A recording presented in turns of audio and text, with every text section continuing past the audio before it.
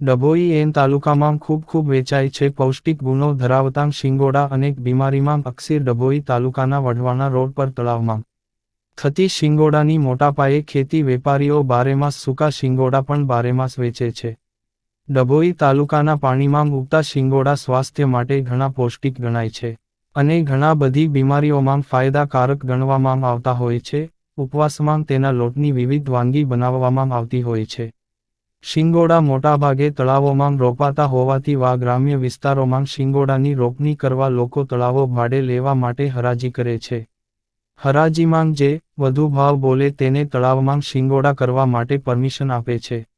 મોટે ભાગ ઓગસ્ટે મહિનામાં શિંગોડાની તળાવમાં પાણીની નીચેની જમીનમાં રોપણી કરે તો સુધી પાકીને તૈયાર થવાની શરૂઆત થઈ જાય છે.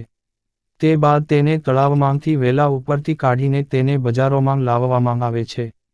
શિંગોડાની ખેતી અંગે ડભોઈ તાલુકાના વઢવાણા રોડ પર વેપારીએ જણાવ્યું હતું કે શિંગોડાની ખેતી ખૂબ જ કઠિન છે. શિયાળાની ઠંડીમાં જઈને શિંગોડી ઉપરથી શિંગોડા તોડવામાં આવે છે.